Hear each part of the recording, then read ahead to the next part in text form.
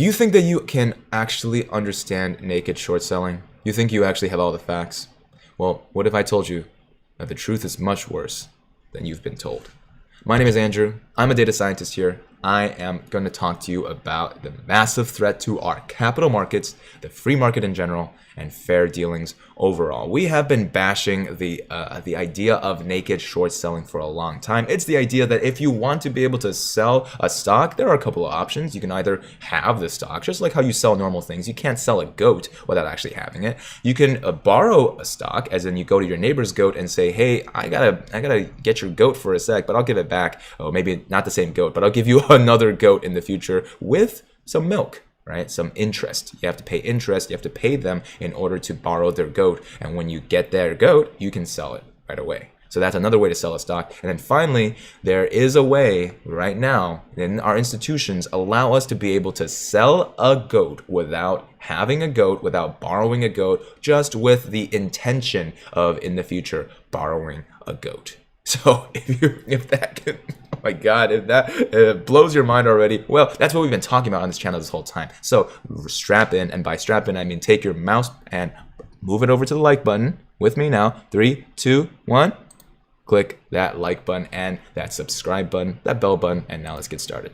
No, it's not China. It's a homegrown threat that everyone's been afraid to talk about until now. That fear has now turned into rage. Hordes of new retail investors are banding together to take on Wall Street. That's you guys. They are not willing to sit back and watch naked short sellers funded by big banks manipulate stocks, harm companies, and fleece shareholders. The battle that launched this week over GameStop between retail investors and the Wall Street-backed naked short sellers is beginning of a war that could change everything. It's a global problem, but it poses the greatest threat to Canadian capital markets, great, where naked short selling, the process of selling shares you don't own, thereby creating counterfeit or phantom shares, survives and remains under the regulatory radar because broker-dealers do not have to report failing trades until they exceed 10 days. And if you guys are Canadians, let's get some leaves in the chat.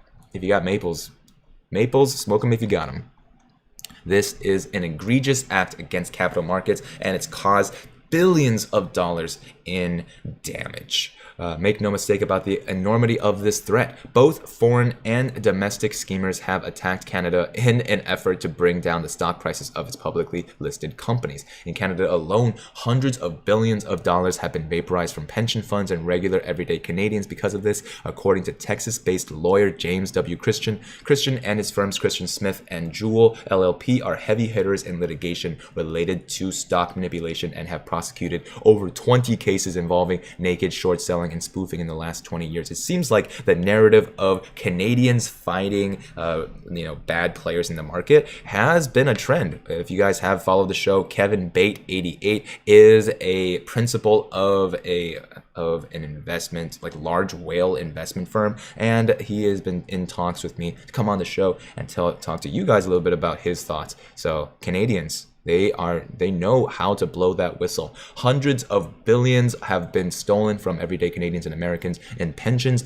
funds alike, and this has jeopardized the integrity of Canada's capital markets and the integral process of capital creation for entrepreneurs and job creation for the economy. So let us actually talk about what is the naked short selling modus operandi. In order to legally sell a stock short, traders first locate and secure a borrow against the shares they intend to sell. A broker who enters such a trade must have assurance that his client will make settlement. And here's the idea here, is that you go and get someone's goat before you sell it. You can't just sell a goat that doesn't exist. Oh no, yes you can. Yeah, that's what we're going to talk about in just a second. While long sales mean that the seller owns the stock, short sales can either be covered or naked. A covered short means that the short seller has already borrowed or has located or arranged to borrow the shares when the short sale is made, right? My neighbor Rolf is the goat that I'm going to be selling. His goat is the one that originally belonged to him, and now instead of a goat, he owns a piece of paper that says I owe him a goat. That's the transaction. Whereas a naked short means the short seller is selling shares that does not own and has no arrangements to buy. Right? Essentially, this is stealing the car. I have a car that I need to sell. I steal your car to sell it, and then I say, hey, I don't know whose car this is. I didn't arrange with you to make this trade, but I have a plausible likelihood that I'm gonna be able to find whoever's car this owns, whoever owns this car. The seller cannot cover or settle in this instance, which means that they are selling ghost or phantom shares that simply do not exist without their action. When you have the ability to sell an unlimited number of non-existent phantom shares in a publicly traded company, you then have the power to destroy and manipulate the share price at your own will. Ooh, the power, the infinite stock glitch. That's actually a pretty good way to talk about this. This is the title of the video now, the infinite stock glitch. And big banks and financial institutions are turning a blind eye to some of the accounts that routinely participate in these illegal transactions because of the large fees they collect from them. These institutions are actively facilitating the destruction of shareholder value in return for short-term windfalls in the form of trading fees. They are a major part of the problem and are complicit in aiding these accounts to create counterfeit shares. Dun, dun, dun. Counterfeit shares is actually one of the ways you can refer to a naked short, and as surprising as that is, it shouldn't be that surprising because it just sounds sus as heck. Okay, so in that sense, we are continuing on and reading the here. So the funds behind this, let me scroll down a little bit. Counterfeit shares.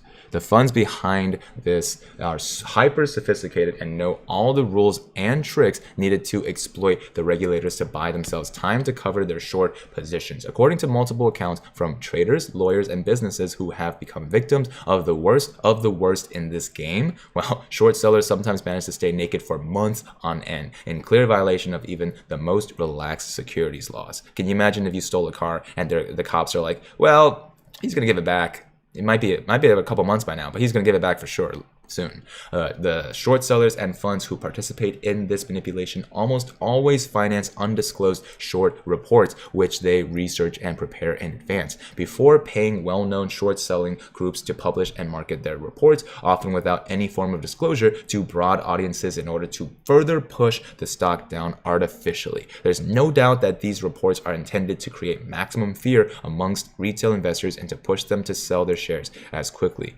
as possible. This is market manipulation, plain and simple. Plain and simple market manipulation. You guys are hearing it here, right? This is, we cover some bullish theories, right? Like when we talk about 10K, 100K for GME, we talk about, strange, suspicious theories like what if there is a conspiracy, but this is no conspiracy, right? This is absolutely just fact. This is the equivalent of selling a car, selling a house, selling something that has a lot of value that you do not know infinitely, right? You do not own this thing that you are selling, and yet you get to sell it because you have the plausible likelihood to find this thing in the future.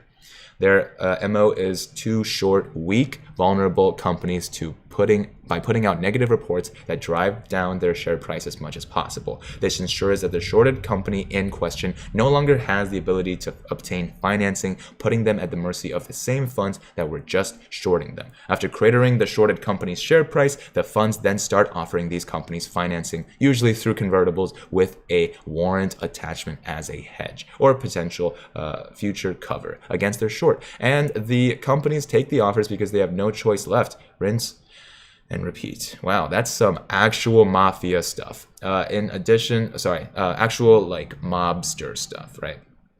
In addition to the foregoing madness, brokers are often complicit in these sorts of crimes through their booking of client shares as long when they are in fact short. This is where the practice moves from a regulatory gray zone to conduct worthy of prison time. Naked short selling was officially labeled illegal in the US and Europe after the 2008-2009 financial crisis. Making it illegal didn't stop it from happening, however, because some of the more creative traders have discovered convenient gaps between paper and electronic trading systems, and they have taken advantage of those gaps to short stocks. So it gets even more sinister. Wow, this is starting to become like an actual plot twist book. Very scary, and I'm glad you guys are staying tuned until the end here. According to Christian, global working groups coordinate their attacks on specifically targeted companies in a mafia-like strategy. Journalists are paid off along with social media.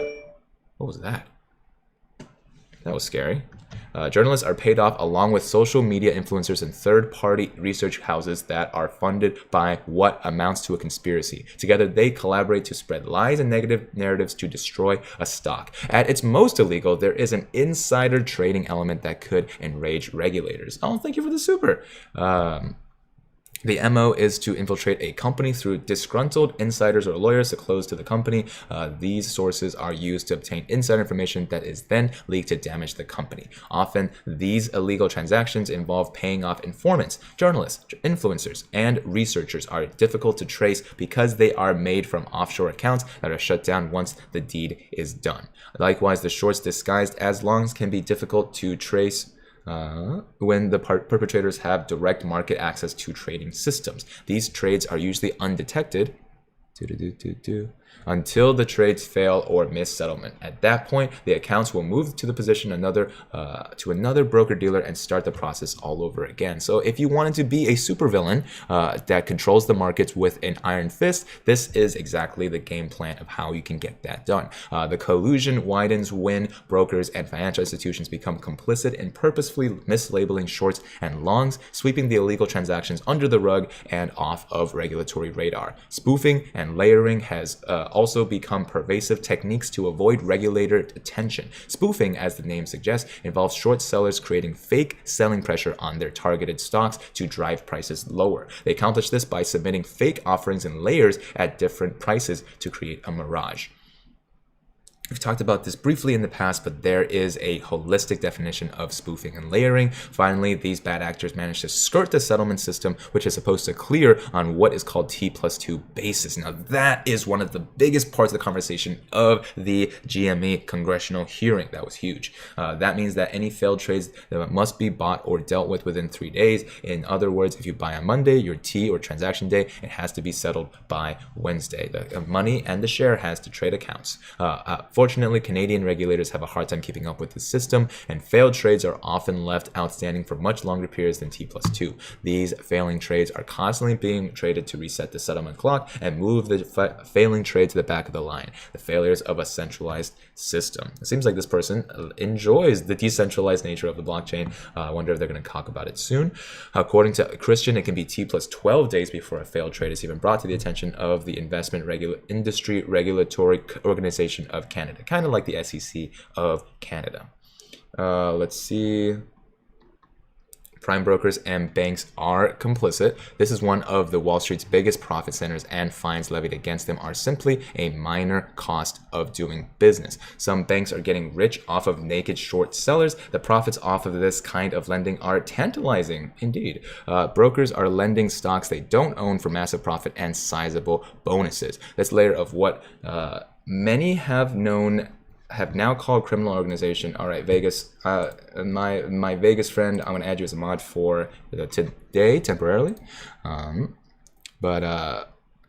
just time out, people, don't hide them, please. This layer of what may be as known as a criminal organization is the toughest for regulators to deal with, regardless of the illegal nature of these activities. Prime brokers lend cash accounts shares that are absolutely not allowed to be lent. They lend them to short sellers in order to facilitate them in settling their naked shorts. It's not that the regulators are in the dark on this. They are, in fact, handing out fines left and right, both for illegal lending and for mismarking shorts and longs to evade regulatory scrutiny. The problem is that these fines pale in comparison to the profits earned by these activities. As you know, a slap on the wrist is literally sometimes that. If you stand to make billions of dollars, seriously, that is something that we do not want to deal with here.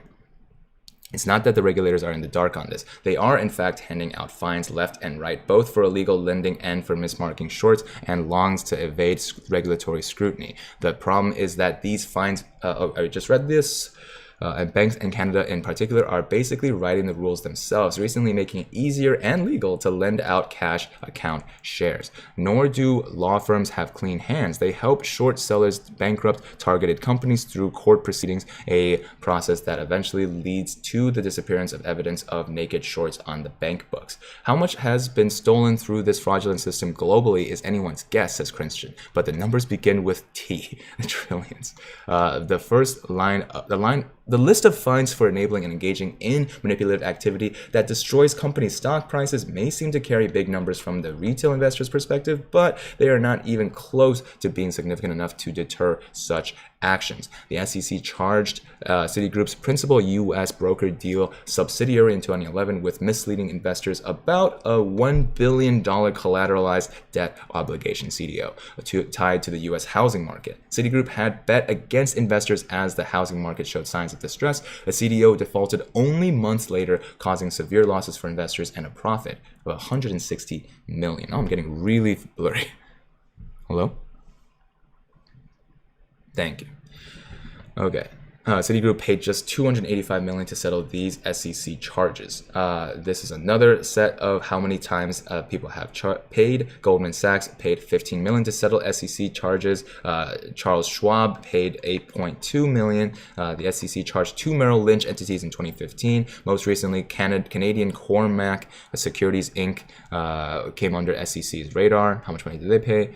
According to SEC, Cormac and ITG caused damages to the tune of more than $616 million and mismarked a long when in fact they were short, and on it goes. These are just different ways that these large firms have broken the rules and have paid basically relatively truly a small fine. Bank of Nova Scotia was fined $127 million. According to one Toronto-based Canadian trader that spoke to oilprice.com on condition of anonymity, traders are the gatekeeper for the capital markets and they're not doing a very good job because it's lucrative to turn a blind eye. I think that that's perfectly said right there.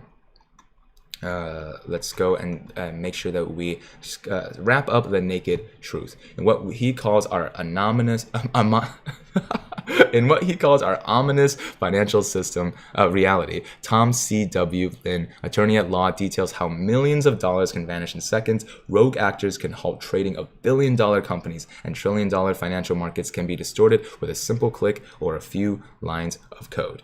Every investor and every institution is at risk, writes Lin. The naked truth is this: investors stand no chance in the face of naked short sellers. It is a game rigged in the favor of a sophisticated short cartel and Wall Street gains. The recent GameStop saga is fighting back against the shorting powers, and it's a wonderful thing to see, but is it a futile punch or the start of something bigger? You guys let me know in the comment section down below. What do you guys think about this as the beginning of something large?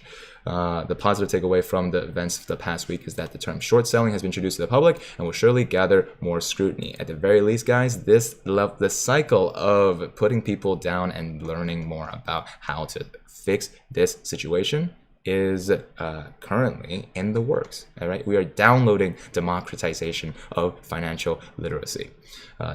Let's see. Bloomberg even attempts to victimize Andrew Left's Citron research. Hey, look, Andrew, the person that Kevin Bates knows personally, which amid all the chaos has just announced that it has exited the short selling game after 2 decades. Nothing could be more further from the truth. Short sellers, particularly the naked variety, and are not helping police the markets and rout out bad companies, says Bloomberg. As Bloomberg suggests, naked short sellers are not motivated by moral and ethical reasons, but by profit alone. They attack good but weak and vulnerable companies. They are not the saviors of the capital markets, but the destroyers. Andrew Left may be a casualty, but he is not a victim, nor likely the hedge funds with whom he has been working.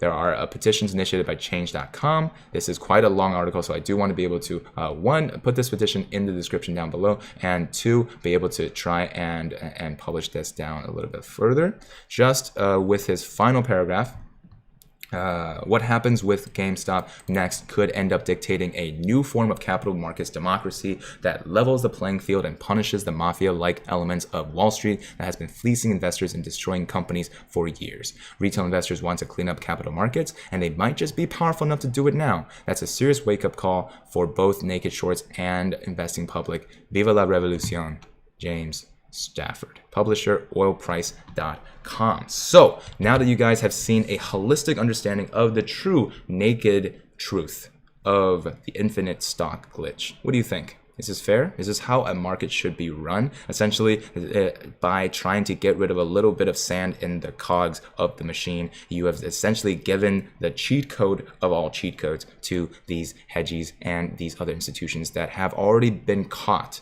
taking advantage of the situation. When we talked about synthetic longs, that documentation in the SEC was all the way back in 2013. Right? They knew exactly that this kind of behavior was exactly how to make a pipe bomb, and they told people not to do that. And essentially, by mapping this out so early, in essence, they have given us all the ability to see it, but we haven't yet learned it. Now that you have learned it, go ahead, smash that like button so that we can get this out to more apes. Just like you, leave a comment about what you think. Is the GameStop saga something brand new, a start of a brand new revolution, or is it something that will fizzle out because this infinite stock glitch is just too difficult to handle? Hit that subscribe button and check out some of the links down below, because all of them are chock full of free stocks and goodies, and I will see you in the next one. See you in space.